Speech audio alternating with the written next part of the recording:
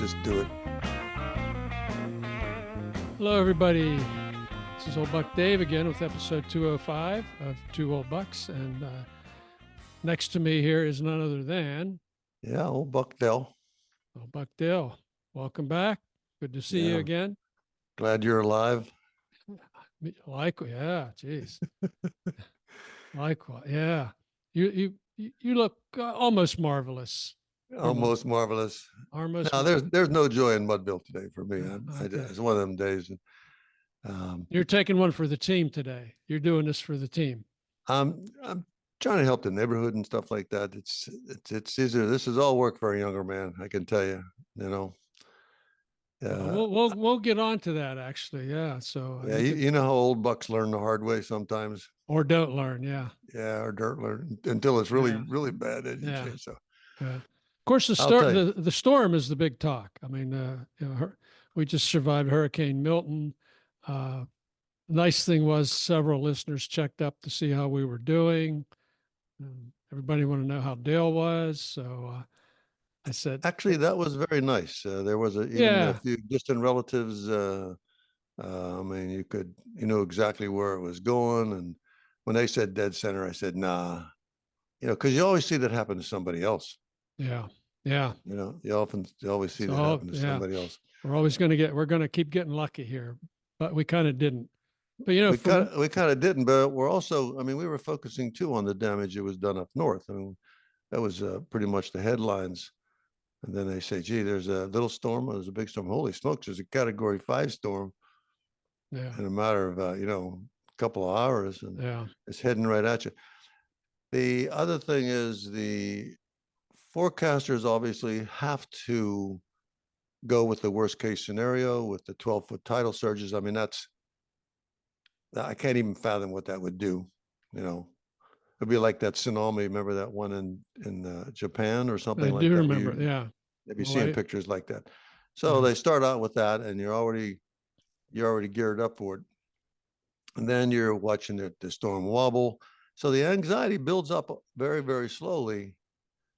Like, oh, it's going to hit so-and-so 60 miles away. That's not too bad. Or 100 miles away. You kind of relax a little bit.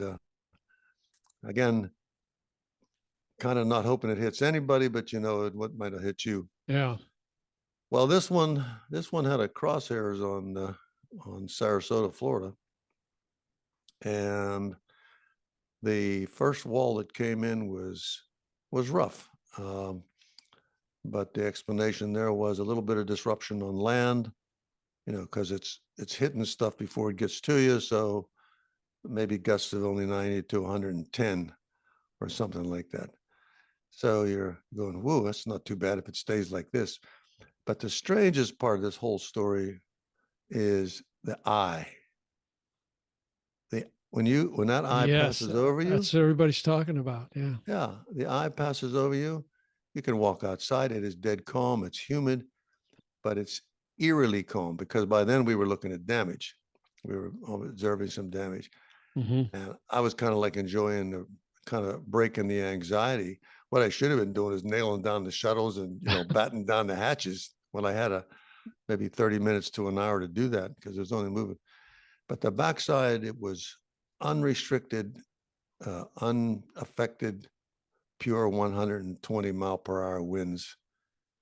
And it did a lot of damage. It did a lot of damage to nice trees and palm trees. In our area, we lost about 9 of them. And doesn't take much. Once that palm is leaning over 60 degrees, it comes down with a big thud. So, but I was,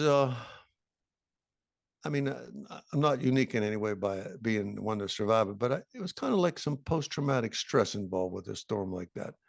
And I tried to relate what other people go through, maybe in a war zone or something of that nature where in a matter of minutes, it could all end.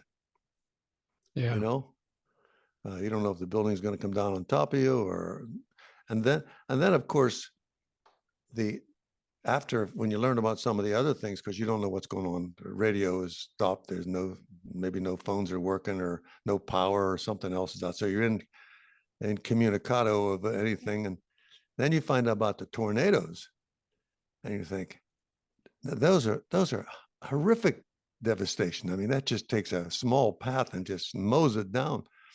So you're hearing all this afterwards. I don't know really how to explain it. I know that I mean, I don't even want to brag about having endured that. I don't want to go through that again. I don't know where I could run because apparently the way the world is going right now, I could run in that peaceful little valley. And next thing you know, the creek next to the house gets to be a raging torrent, and life changes for you too there. So Yeah. Go ahead. I was going to say, you know, we observed it from afar. We were up in Nashville at a previously scheduled 2-week stay up there. And of course, we were just glued to the Weather Channel watching all this happen. And you kept thinking, well, you know, maybe it'll peter out, maybe it'll drift away. But I mean, if it drifted away from Sarasota, somebody was still going to have a really bad day. It was a bad day for somebody. Yeah. It was going to be, yeah. Now think about yourself. Now you're looking at some of this stuff for apart, and a lot of people ran away. You know, they jumped in the car and they drove 100 miles, and then some people came back to absolutely no damage whatsoever, and they went through the gas lines and trying to find a place to park and spending $300 or $400 for a hotel room for 2 nights. Mm-hmm. And yourself, you don't see anything you're not getting much on the ground unless the Weather Channel guy is standing out there, and he can only be a few feet. You know, you can see his little portion there.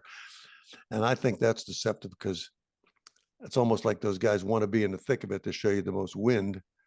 Yet down the road, it could be a totally different scene completely. Yeah, we're watching Anderson Cooper on the Riverwalk in Bradenton, and you want to say, "Get out of there, get out!" And he finally did. It just got But it was amazing watching the water. And like within a half hour, the water was just kind of slopping around down there till it was coming up over the top and blasting him. And then the after effects, working with the communities, dealing with I mean, you need about 10,000 more plumbers, 10,000 more woodcutters. There's just everybody you used to deal with has got weeks of work ahead of them. And so some people will be suffering financially, and other people will make a bundle. Yeah. It's just the way it goes. Just the way it goes. It's store shelves were cleaned out. You think, my God, they bought all that? You know, I'm thinking they got that. Yeah. I got a little, this is a story I got. I want to read part of this, if you will indulge me. This is from a friend. I'm going to indulge you, yeah. I mean, I wrote emails to several folks. How you doing? Where are you? And one guy was in Tallahassee, another guy's in Jacksonville. This is from my buddy Pete. And I had lunch with him today. So I don't know if he doesn't know I'm reading this, but it's a good story. This is from October 12th. Okay. And he's saying, as Hurricane Milton ramped up and reached 180 miles an hour, we considered evacuation. We had invites in the Carolinas and tanked up the Honda. But by then, 75 was already jammed, and hotels from here to Savannah were fully booked. And even alternatives to the south seemed questionable. The house was well fortified with shutters and ballistic nylon screens, so we decided to ride out the storm. I was mainly worried about the 2 big oak trees in the backyard. After a few glasses of wine, I was less worried. So he's able to have some humor through all this. And then he's like further on, he says, then the wind began to howl, shake the house. The power went out. We listened on my pocket transistor radio, heard about the heavy winds that confirmed that the eye storm crossed Siesta Key at 8:33 at 120 miles an hour. We had just walked that beach earlier in the day. It was blasted from Helene. So those folks just got totally pummeled. So maybe, and then he goes on and further on, he says, maybe an hour later, the winds abruptly stopped and we walked outside to breathe the thick, musty air. The sky had never been so black. Not just when the eyes. That's what it looked like.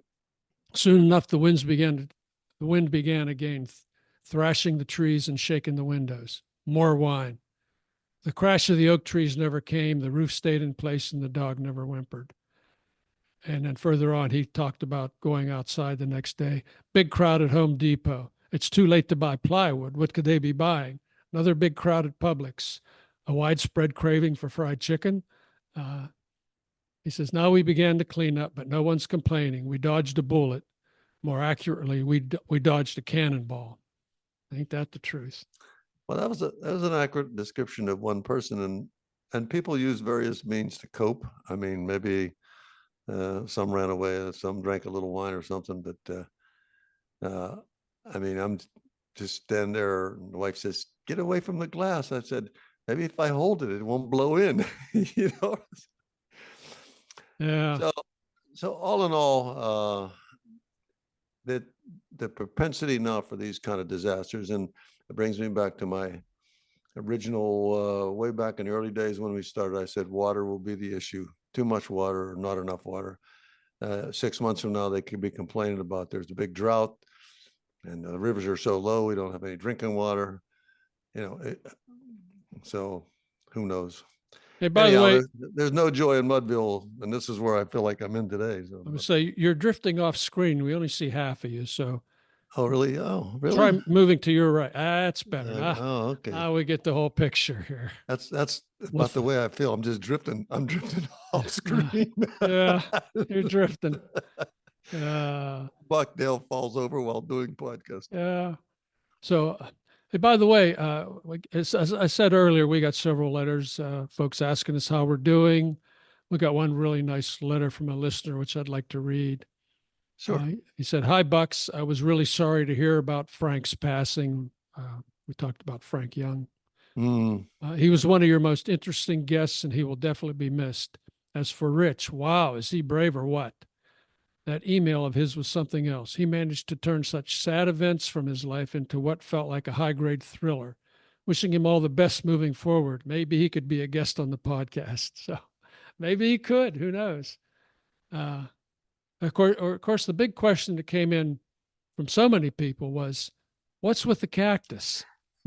So you're going to have to explain that. Well, for some reason, there was this little cactus appeared, and I asked the wife why. I asked the why question. And, asking the wife the why question is like grabbing a cactus. It can be thorny. So anyhow, it was near my broadcast table.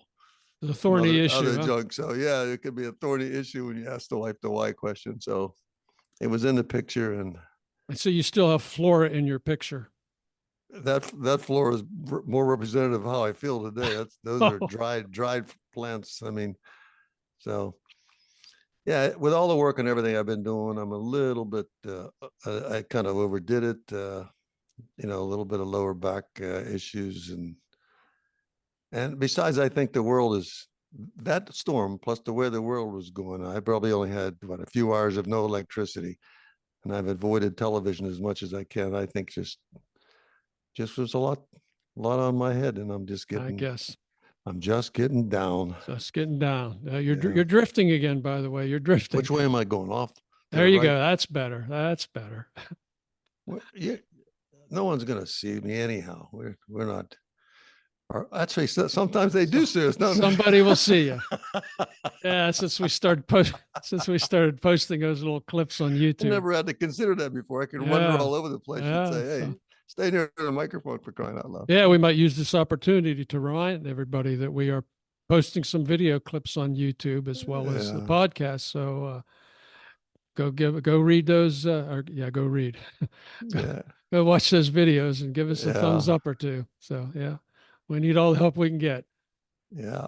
So you said there's something you wanted me to read because I had a couple comments about the world affairs and stuff like that, but we can save that for a minute or two later. Well, there's something I wanted to read. Yes. Okay. Why don't you do that? You have something? No, No, I have some thoughts on the world situation and some things like that, but I'll tag that on later. Okay. If we have time. All right. And then I have a quiz for you at the end.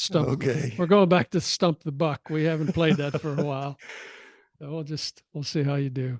But anyway, we talked about the trauma of the hurricane and what's it all about, and what's life all about, and what has meaning, and that's it. Yeah, that stuff is all in my head. I'm telling you, all spinning around. Yes. And I just came across this essay. I subscribe to this blog. It's called The Ragged Clown. Okay. And this fella, his name's Kevin Lawrence. He's been putting this blog out for several years now. And he covers everything. He covers some, he does some technical stuff. He's British. He grew up in England, came to the U.S. I think he worked out in Silicon Valley, or he did okay in the U.S. Eventually, I felt the need to go back home. But he's on his blog, which is The Ragged Clown, which I will put a link to. He's got stories about being in the Navy and being at the Falklands War, and stuff about when he met his sounds like wife. an old buck. He's an old buck too. He's wise. He's old in years. I mean, in wisdom, but he's not as old as we are. I think he's. Oh, okay. I think he's 50s, 50-ish. I'm not sure. Maybe that's some homework that I guess I need to do. But I just yesterday I got an essay that showed up from him. It's called "Using Ritual to Find Meaning." Okay, and I'll also put a link to this actual essay. But I would certainly encourage anybody to go and read the essay, to go on his blog, Ragged Clown, and sign up for it. As I say, a lot of interesting stuff to read. But I'm just going to read it. This is the essay is a little bit longer than this, but I'm going to read part of this. So, using ritual to find meaning. Jean-Paul Sartre says that we humans don't come with any predefined meaning or purpose. We have to find it for ourselves. I find meaning in relationships, family and friends, and in leaving the world a little bit better than how I found it. I don't find meaning in racking up more months or years on the calendar. Sartre also said that once we have found meaning in our lives, we are required to make choices to realize that meaning. Most people go through life without ever questioning its meaning, and rather than making choices of their own, they accept whatever option that society, convention, or family obligations puts in front of them. To truly live meaningful lives, we must make choices. We are condemned to be free. And now further on, he's looking at two Chinese philosophers, okay? And he's comparing and contrasting the two. And again, these are his words again. An article I read recently in Aeon magazine contrasts the hidebound rituals of Confucianism with the relative freedom proposed by another Chinese philosopher, Zhuangzi. Confucius recommends a series of rituals to make transitions like marriage, business arrangements, political decisions easier to process. Rituals also help ease the pain of loss when someone dies. By contrast, Zhuangzi proposes a more freewheeling approach to life. Now, Zhuangzi shares a fable to illustrate the limited worldview of someone who knows only ritual. Now, this is the fable itself. It says there's a well-known fable, the fable of the frog in the well. It is a conversation between a well frog and a sea turtle. The frog brags about his own comfortable abode and the way life in a caved-in well and a way of life in the caved-in well to a visiting sea turtle. When the turtle describes for the frog what the sea is like, the frog is completely dumbfounded, not knowing what to make of the turtle's description. This is a tale about the limited world of the well for the frog in contrast with the limitless world of the sea for the turtle. Most of us live our lives like a frog who can't imagine a world outside his well. But there's a conflict between the following rituals and between following rituals and making the choice to live one's life freely. I expect Sartre would say that rituals are good when they are freely chosen. Rituals are good when they're freely chosen. I like that particularly. Personal rituals can help ease the pain of loss and to remember loss and to remember the person who has died. My daughter and I have created many rituals, including doing jigsaw puzzles together and drinking cocktails at the broken dock. One day she will be doing a jigsaw and she will remember me and smile. So I think that's, particularly when we've come through the hurricane, multiple hurricanes here, it's a time for us to, number one, step back and say what's important in life. And number two, cling to those things that give us comfort, that like the rituals, like the two of us having coffee at Starbucks and just that's kind of a ritual that gives us comfort. There's no doubt about that. It really is. Yeah. So but I heard a lot of people after this say, "Well, it's only stuff. It's only stuff. It's only stuff." That's right. Yeah, that's real. That's right. That's good. Yeah, it's only stuff. That phrase probably was mentioned 1,000 times.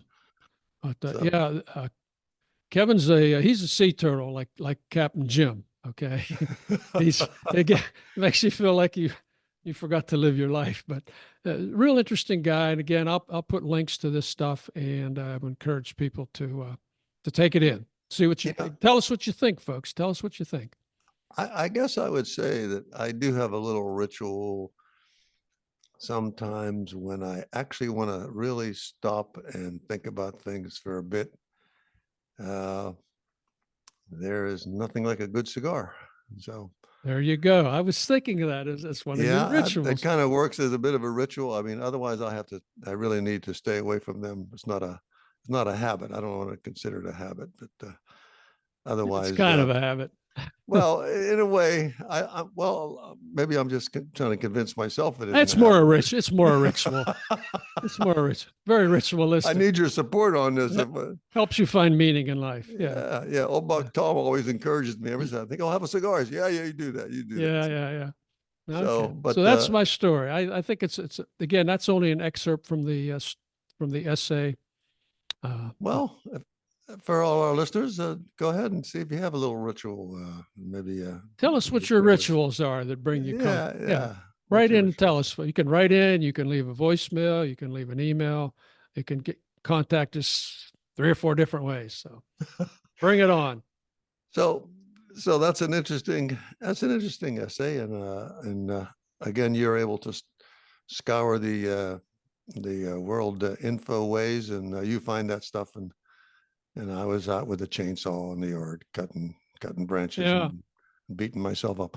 Hey, but one of the reasons I was saying there was not too much joy in Mudville, the whole world situation has kind of weighed a little bit heavily on my mind. And we know, and I don't have to get into detail, I just have a small question to ask you and our listeners. There's a situation in the Middle East that has caused a lot of damage and has some potential for some more damage. I'm not going to point fingers of right or wrong, but something the question I have is, where is Russia?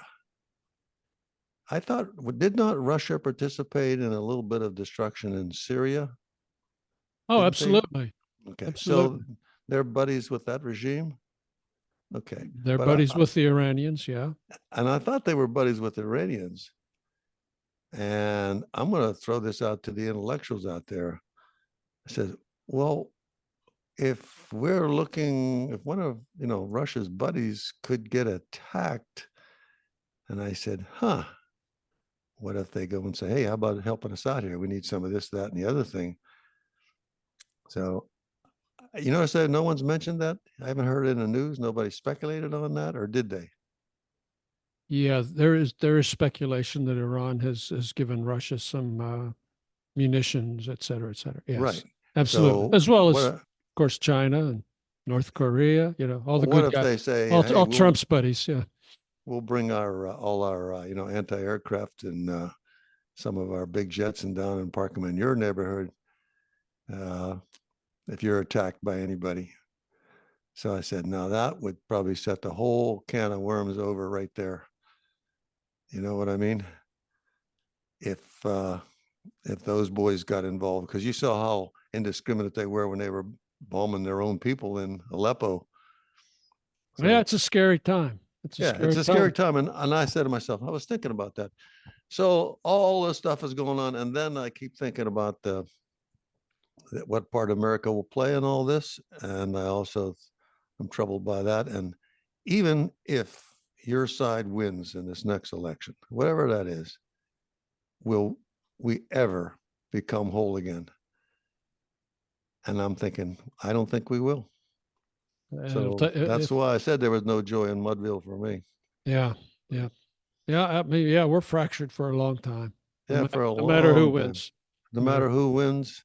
Yeah. I'm thinking, oh boy. So it'll be a psychological civil war. But here we are getting really.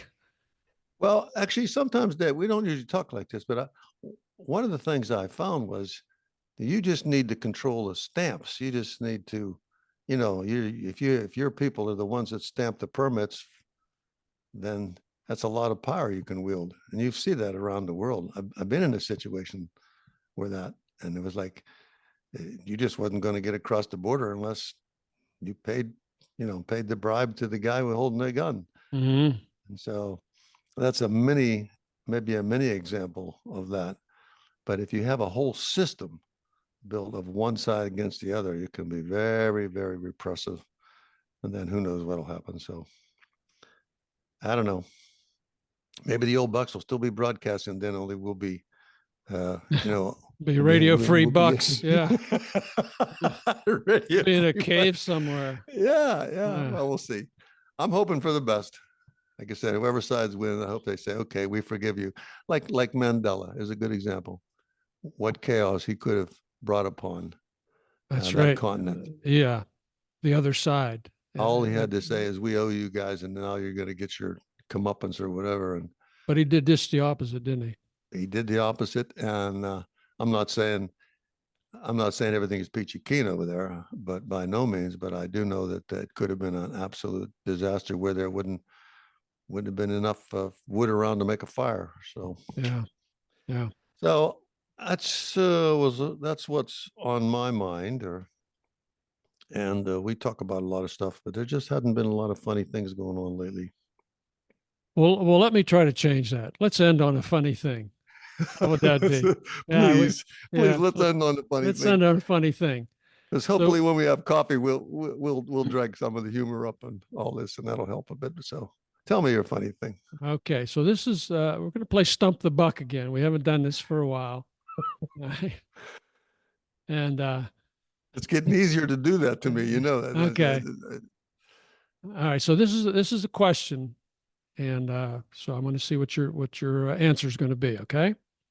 Okay. There are 30 cows in a field and 28 chickens. How many didn't? There are 30. See if I'm saying this right. There are 30 cows in a field. Mm-hmm. And there are 28 chickens. There are 30 cows in the field and 28 chickens. How many didn't? So I'm going to say 28 times 2. You are wrong, sir. So, but you're not the only person that's been wrong. I've quizzed several people with this. And much smarter than me, I assume, right? I don't know, maybe, but I've had to repeat the question many times, and the person who got it the fastest was my 8-year-old grandson. He got it almost immediately. He got it after the first reading. Okay, now before you give me the answer, I'm not going to give you the answer. Oh, you're not going to give me okay? Because we're going to ask the listeners to send in their answers, and we will talk about the actual answer next episode. How's that? But we know that a young boy figured it out very quickly. Became apparent to him. He's the only one that figured it out. Where did you find this little conundrum? Did you I mean, you don't have to It tell was me on, no, I don't know. It was on a, on a morning news blog kind of thing. It or was the something. same. Yeah. Here's something to think about at the end, just like we're doing right now, actually. Yeah. Oh, you brightened up my day. I'll have to think Yeah. about that one. Well, let me give you a joke that he, or a question that he gave me in response to that. Now he just dreamed this up after listening to this. He says, now you have 3 dozen donuts and you eat 30. What do you have now? Ah, okay. I'm gonna have to think about that one. Well, I'll give you the answer to this one if you like. No, that might give us a clue to the other one. So let's don't It tell that won't. one. It won't. It won't. Uh-huh. Okay. 3 dozen. You have 3 You dozen have 3 donuts. dozen donuts and you eat 30 of them. What do you have now? Well, 3 dozen is what, 36, Mm-hmm. right? And you eat 30, you should have 6. The answer is what you have now is diabetes. He's 8 years old. This is a true story. That's unbelievable, isn't it? Well, folks, all I can say is tune in next time when we reveal the answer to this.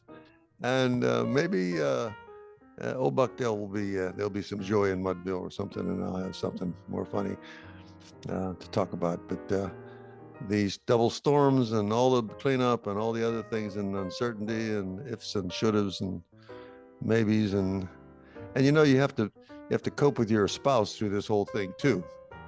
And that can really get problematic when he says, stay away from the window. It's going to blow in. And I'm saying, I'm going to hold the window. I'll keep it from blowing in. I'll put my hands on it. Yeah. Because we have 2 different concepts of how this is going to work. You know what I mean? Yeah. So, hey, and before we go, I just noticed I look like extra pink today. That's because I've got a pink towel here on the counter that, so I'm not having I dress like this all the or time. This is pretty much my normal look, even when I'm outside. This is kind of scary. You're drifting. Yeah, everybody can recognize me, really. People are going to start calling you Cyclops here if you keep cutting your eye out of that thing. Hey, you know what? I think it might be time to go. I think it might old be time Buck Dell saying, oh, thank you for listening. It's great to be alive and here with old Buck Dave. So all the best, Dave everybody. Saying, we'll talk to you next same time. Thing. Take care, everybody. Talk to you next time. Bye-bye.